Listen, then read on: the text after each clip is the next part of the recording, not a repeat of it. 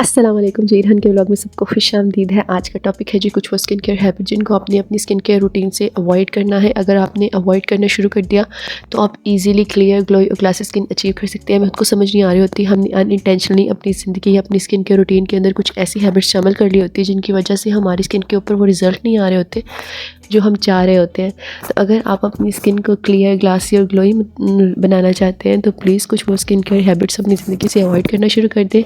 कुछ वो skin care habit जिनको अवॉइड करने से आप इजीली अचीव कर सकते हैं ग्लोई स्किन। हैबिट नंबर 1 है जी ओवर वॉशिंग। आपने कभी भी अपने चेहरे को ओवर वॉश नहीं करना। मैंने अक्सर लड़कियों को देखा वो बार बार मुँह धो रही होती हैं, तो उससे क्या होता है कि आपके चेहरे पे मौजूद जो नेचुरल ऑयल्स होते हैं वो रिलीज़ हो जाएंगे, ज़ाया हो जाएंगे और आपकी स्किन ड्राई होना शुरू हो जाएगी। ड्राइनेस की वजह से आपकी स्किन के ऊपर पैचेस, स्कारिंग, इन्फेक्शन और पिंपल्स भी हो सकते हैं।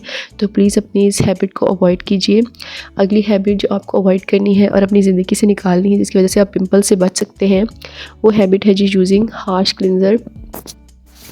जब भी आप मार्केट से कोई प्रोडक्ट बाय करें क्लिनज़र के तौर पर तो हमेशा ये देखिए कि उसके अंदर सल्फ़ेट की मिकदार ज़्यादा तो नहीं। सल्फ़ेट आपके स्किन के बैरियर्स को डैमेज करता है, इसलिए आपने जब भी क्लिनज़र परचेज़ करना है तो पीएच बैलेंस का हो। अगली हैबिट जो आपको अवॉइड करनी है वो है जी स्किपिंग सनस्क्रीन।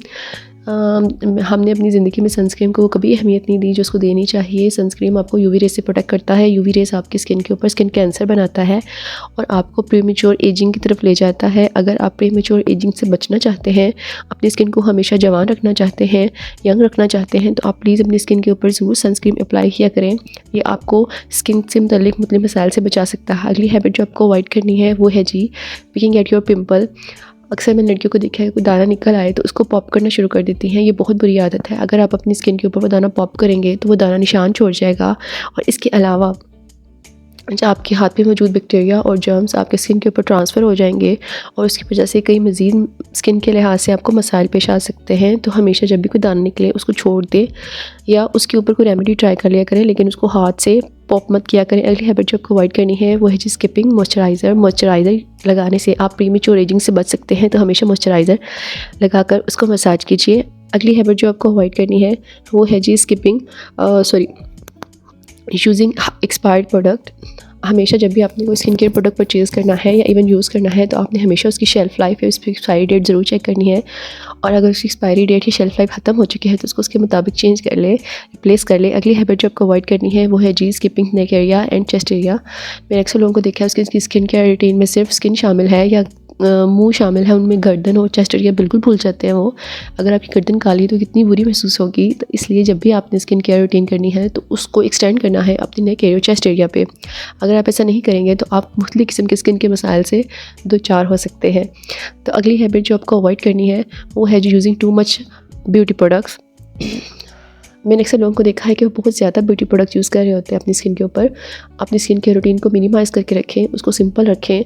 कुछ थोड़े प्रोडक्ट्स यूज़ करें लेकिन अच्छे प्रोडक्ट यूज़ करें, क्वालिटी के प्रोडक्ट यूज़ करें।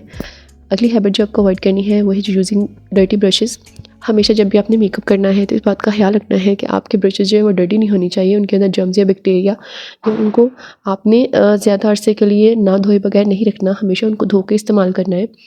जब भी आपको मौका मिले 15 दिन या महीने में एक दफ़ा ज़रूर अपने तमाम मेकअप के ब्रशेज़ को वॉश करके रखें। इससे आप मुख्तलिफ किस्म के स्किन के मसाइल से बच सकते हैं। अगली हैबिट जो आपको अवॉइड करनी है वो है जी आप अक्सर मैंने देखा है कि वो मेकअप के साथ सो जाते हैं। मेकअप के साथ सोने से आपको बहुत से मसाइल पेश आते हैं, तो हमेशा जब भी आपने सोना है तो मेकअप रिमूव करके सोना है।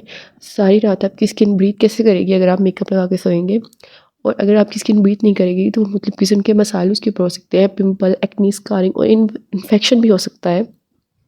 अगली हैबिट जो आपको अवॉइड करनी है वो है जी using hot water on skin.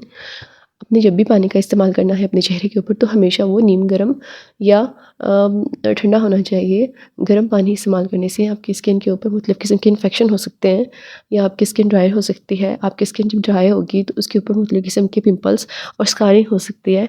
तो प्लीज़ जब भी मुँह धोए तो उसको ठंडे पानी से धोएं। अगली हैबिट जो आपको अवॉइड करनी है वो है जी स्किपिंग योर हैंड्स रूटीन।